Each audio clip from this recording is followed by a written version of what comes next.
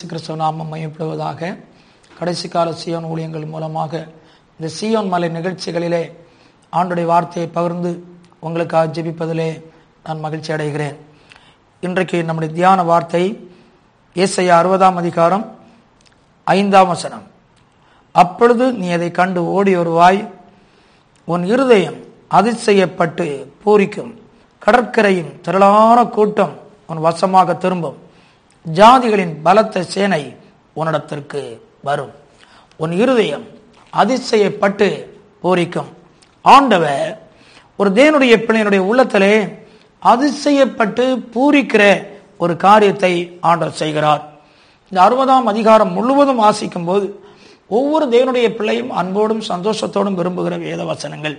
ஏன் அதிசயப்பட்டு ஒரு தேவனுடைய பிள்ளையுடைய இருதயம் பூரிக்க வேண்டும்? 4ஆம் வசனத்திலும் 5ஆம் வசனத்திலும் வாசிக்கும் போது ஒரு சபையிலே திரள் கூட்டமான ஜனங்கள் வருகிறதுனாலே, இவர்கள் வசமாக திரும்பி வருகிறதுனாலே, சபை வளரும் போது ஒரு ஊழியக்காரனுடைய இருதயத்திலே ஒரு அதிசயமான பூரிப்பை ஆண்டவர் கொடுக்கிறார். ஆத்துமா ரட்சிக்கப்படும் போது ஆண்டுடைய ராஜ்யத்தில் கூட ஒரு பாவி மனம் திரும்பும் பொழுது மிகுந்த சந்தோஷம் உண்டாகிறதாம். சபையின் ஊழியக்காரனுடைய சந்தோஷம் சபை மக்கள் கிரீடங்களாக தேவனுடைய சபையில் இருப்பதுதான். 7ஆம் வசனத்திலே பலிபீடத்தில் வைக்கப்படுகிற பலி அங்கீகரிக்கப்படுகிறது. நாம் எந்த ஜெப குறிப்பை வைக்கிறோமோ அதை இயேசு கேட்டார், பதில் கொடுத்தார் என்ற சந்தோஷம்தான் நமக்கு பூரிப்பை உண்டாக்குகிறது. 9ஆம் வசனத்திலே நமக்காக காரியங்களை காத்திருக்க வைப்பார். நாம் காத்திருந்த காலங்கள் போய் நமக்காய் காத்திருக்கிற ஜனங்கள், நமக்காய் காத்திருக்கிற தீவுகள், நமக்காய் காத்திருக்கிற வழிகள் ஆண்டவர் உண்டாக்குவார். 10ஆம் வசனத்திலே நமக்கு முன்பின் தெரியாதவர்கள் நமக்கு உதவி செய்வார்கள். இதுவரையே நாம் பார்த்ததே கிடையாது. நம்மேல் அக்கறை கொண்டு நம்முடைய எல்லா காரியங்களுக்கும் உதவி செய்ய ஓடி வருவார்கள். இதுவரையிலும் நாம் தேடிக்கொண்டே இருந்தோம், தட்டி கொண்டே இருந்தோம், ஆண்டவரே வாசலை திறந்து தாரும் என்று. ஆனால் இப்பொழுது 11ஆம் வசனத்திலே நமக்காக ஒரு வாசலை ஆண்டவர் திறந்தே வைத்திருக்கிறார். எப்பொழுதும் அவருடைய வீட்டுக்கு செல்லலாம், எப்பொழுதும் அவரோடு கூட பேசலாம், எப்பொழுதும் அவரோடு கூட தங்கி இருக்கலாம், எப்பொழுதும் அவருடைய நன்மைகளை பெற்றுக்கொள்ளலாம் என்ற ஒரு வாசல் திறக்கப்பட்டிருக்கிறது. 12ஆம் வசனத்திலே நாம் மற்றவர்களுக்கு பயந்த காலங்கள் போய் நம்மை குறித்த ஒரு பயத்தை ஆண்டவர் உண்டாக்குறவராக இருக்கிறார். 14ஆம் வசனத்திலே புகழ்ச்சிக்குரிய காரியங்கள் நடக்கிறது.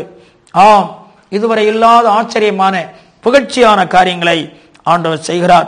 16ஆம் வசனத்தை வாசிக்கும் போது நமக்குள் உண்டாக போகிற வெளிப்பாடுகள், இதுவரையிலும் நாம் அறிந்த காரியங்கள் குறைவு, ஆனால் யாக்கோபின் வல்லவர் என்னோடு கூட இருக்கிறார், என் மீட்பர் உயிரோடு இருக்கிறார் என்ற வெளிப்பாடோடு கூட நாம் வாழ்கிறோம்.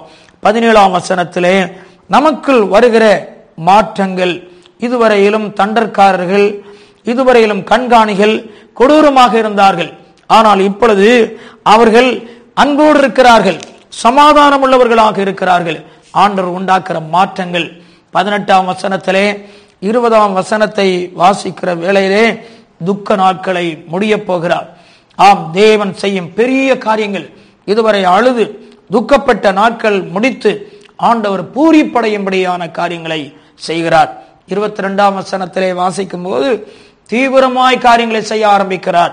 இதுவரையில் மெதுவாக நடந்த காரியங்கள், நீண்ட நாட்களாய் கொஞ்சம் கொஞ்சமாய் நடந்த காரியங்கள் குறுகிய நாட்களுக்குள் தீவிரமாக ஆண்டவர் செய்வதனால்தான் ஒரு பூரிப்பை ஆண்டவர் உண்டாக்குறார்.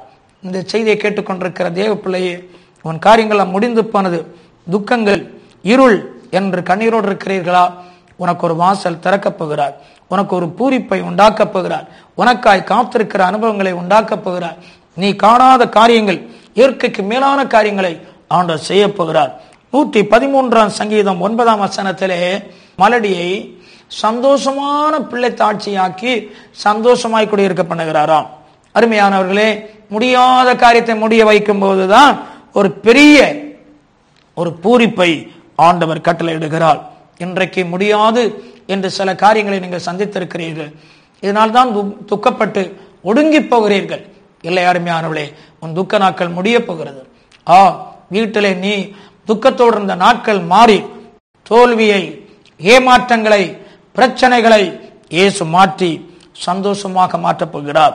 இரண்டாவதாக 1 சாமுவேல் 18ஆம் அதிகாரம் அதனுடைய 6ஆம் வசனத்திலே நாம் வாசிக்கிற ஒரு சம்பவம் உண்டு. அங்கே சகல பட்டணத்திலிருந்தும் ஸ்திரீகள், பிள்ளைகள் எல்லாரும், பெண்கள் எல்லாரும் ஆடி பாடி வந்தார்கள். இன்றைக்கு சில ஆலயங்களில் ஆடல் பாடல் உண்டு என்று சொன்னால்தான் வருகிறார்கள்.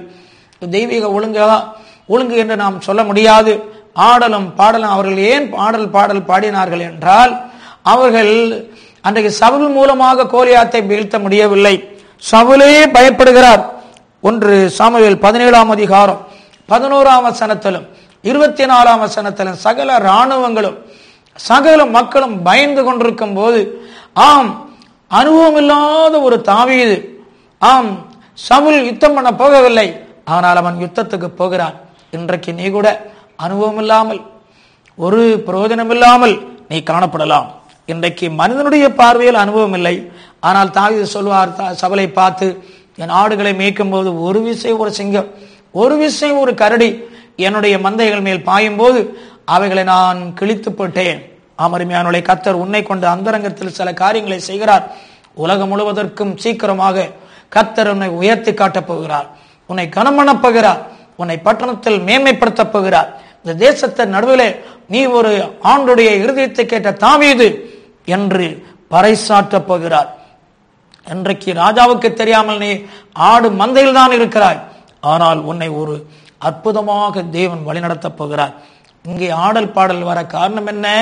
அருமையானவர்களே, ஒருவேளை கோலியாத்து ஜெயித்திருந்தால் இந்த பெண்கள், ராஜகுமாரத்திகள் பெலிஸ்தர்களுக்கு அடிமைகள் ஆவார்கள்.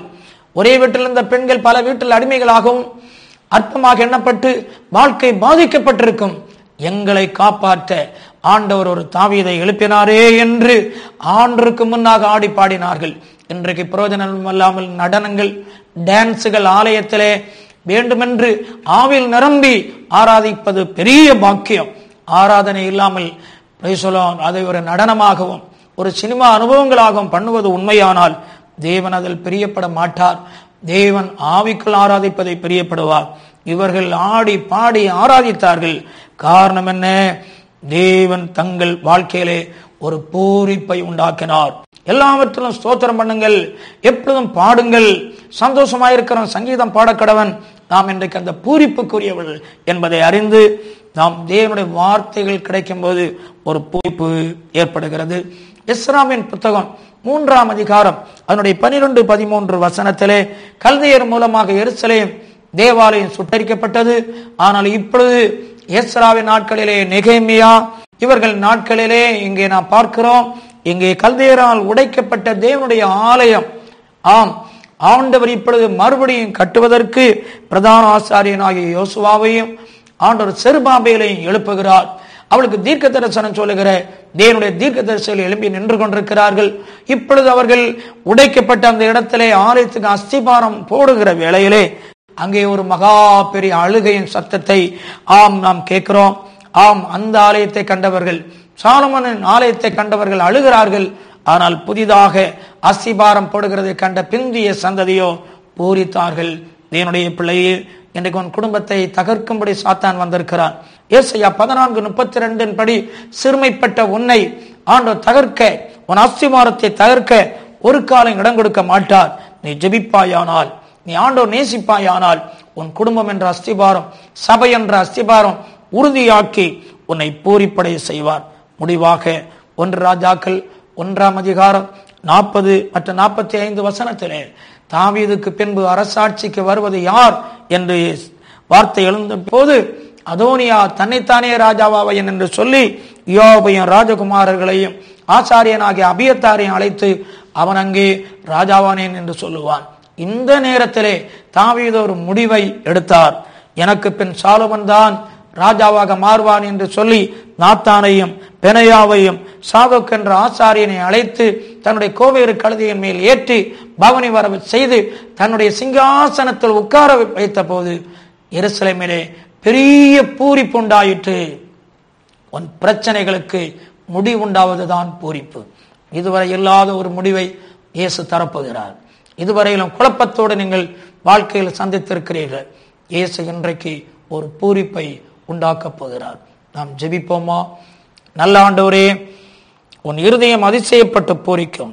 இந்த வார்த்தையின்படி பூரிப்பில்லாமல் கண்ணீரோடு துக்கத்தோடு இருக்கிற பிள்ளைகள் என்ன பிரச்சனை இருந்தாலும் அவளை தேடி வருகிற திறக்கப்பட்ட வாசலோடு மகிமை வெளிப்படுகிற தீவிரமாய் நடப்பிக்கிற அற்புதங்களை நீ செய்யும். நீராசீபரியும் பூரிப்பு உண்டாவதாக. வியாதியினால் உள்ள கலக்கங்கள் கண்ணீர் நீங்கி சுகமாகி பூரிப்பை உண்டாக்குவீராக. அப்படியே செய்யும். இயேசு நாமத்தில் பிதாவே, ஆமென். ஆண்டவர்